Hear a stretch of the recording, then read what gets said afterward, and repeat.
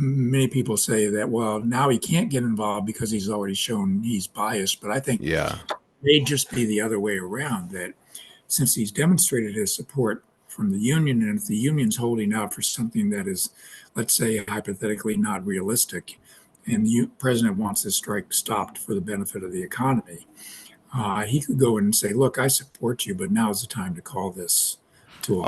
Oh, it gives him leverage the other way around. That's really interesting.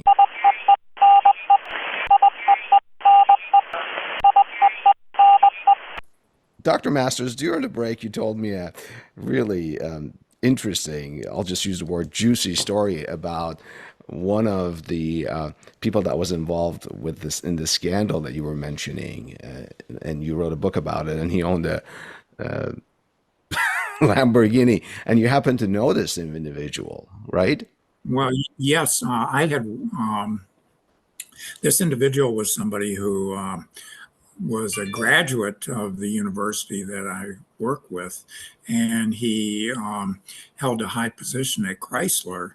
And we were so proud of him because of the high position that he held. He would have him come and talk to our students, and I would have him on my board, external advisory board, and I was surprised to read in the paper when his name was revealed as one of the prime targets of this investigation. And he ended up, he was the one that used the Joint Training Center funds to purchase the Lamborghini and also to refurbish his house. Were you ever invited to his house? No, I never did get an invitation to his house. Did you ever But see him pull up in the parking picture, lot? we see a Go. picture. I never did see the Lamborghini, but Okay. it's my understanding that, you would think that if you use those funds to buy that, you would know that that probably wasn't the right thing to do. That wasn't what those funds were It's intended. so conspicuous. People are going to say, "Where the heck is that coming from?" When you're driving it around with a personalized license plate too, that really is. Exactly. That's almost like saying, putting a sign over your head, "I'm corrupt, come and find me." Exactly. So, what happened to that former student of yours? He ended up spending some time in a federal penitentiary. Did he have a family? Yes, and that's the sad part. Oh, I'm sorry for that. Yeah. Uh, it was really, having your picture in the paper, your house photographed, and I'm certain that he wasn't an independently wealthy person. So, I don't know what happened to his family, whether they could support itself during this time period, Yeah. but that's a tragedy. That's the tragic part. Um, we're talking about Lamborghinis. This should not be a segue to U.S. presidents, but somehow it is. It makes me think of him. Um, in preparation for this conversation, one of the things that's really sort of fundamental that I thought about when I saw President Biden go and picket along UAW members, and I'm not getting into politics. Let's put politics aside. What I was wondering is, where does the U.S. president get the authority? I'm not talking about a national mandate. I'm talking about, is there like a legal authority that a president can go and intervene in a strike? Because at the heart of it, isn't a strike sort of a private contract between a company and... Well, the bargaining between the parties under the National Labor Relations Act, they are private parties, Yeah. not government entities. Um, but even though they're publicly traded companies and the unions are nonprofit organizations, Yeah. tax exempt, all that kind of stuff. But collective bargaining is considered a private matter in the private sector. But there are mechanisms under labor law, the National Labor Relations Act, for a president to intervene, Oh, there and are. Okay. there are the Taft-Hartley provisions, and they allow for the president to declare a national emergency, to appoint a board to investigate the emergency, and determine whether or not he should call a cooling off period of 80 days in which the parties have to go back to work and continue to negotiate a settlement. And the president has invoked this power on 37 occasions since the Taft-Hartley Act was passed in 1947. 37 occasions. Okay. Yes. So there is a mechanism for direct involvement.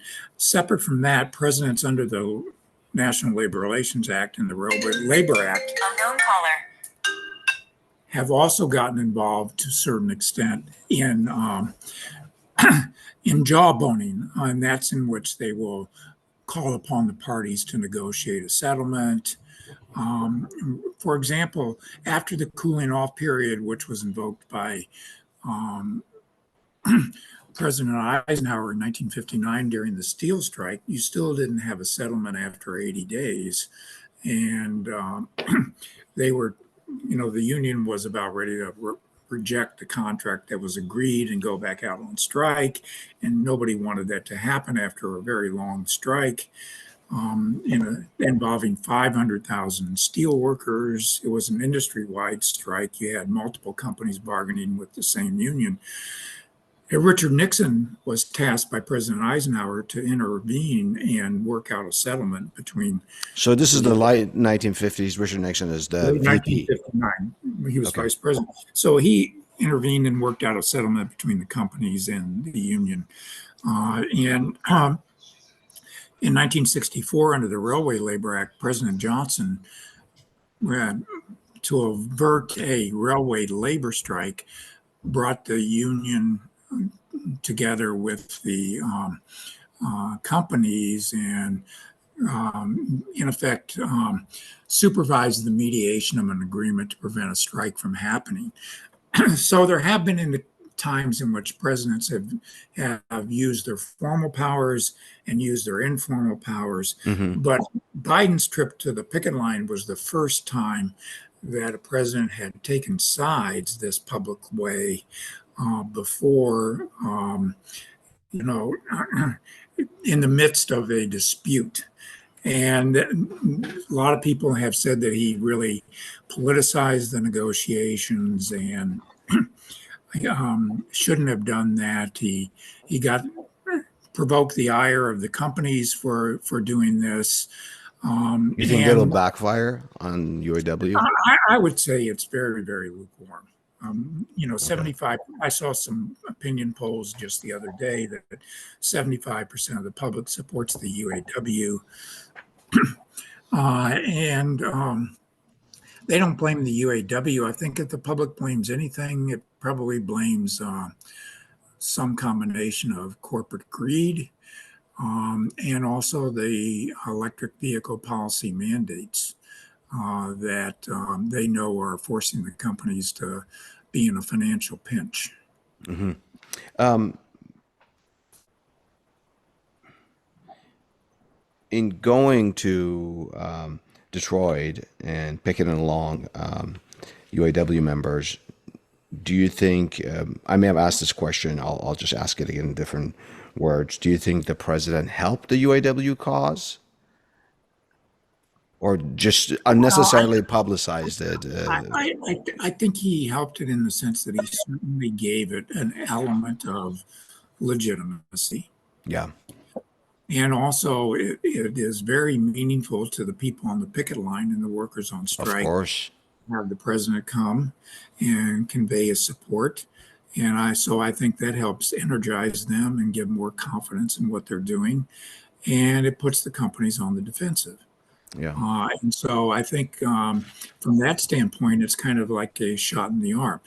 I don't believe it will materially affect the negotiations at this point, but I think it establishes a predicate for the president to get more involved should the strike become prolonged. And I think many people say that, well, now he can't get involved because he's already shown he's biased. But I think it may just be the other way around, that since he's demonstrated his support from the union, and if the union's holding out for something that is, let's say, hypothetically not realistic, and the president wants this strike stopped for the benefit of the economy, he could go in and say, look, I support you, but now's the time to call this to a halt. It gives him leverage the other way around. That's really interesting. He can tell to the unions, look, I'm pro-union. I came out there. I'm on your side, but you got to let a little bit here to come to a negotiation. I think that may give him some. So I Interesting. think, certainly both sides are going to listen to the president if he says, I think we ought to get together and talk about this and not let it drag on any longer. Hopefully it won't last that long. Hopefully. But it's already lasted close to 3 weeks. Yeah. Let's take a break here. Stay with me and Dr. Masters as we get into the perspective.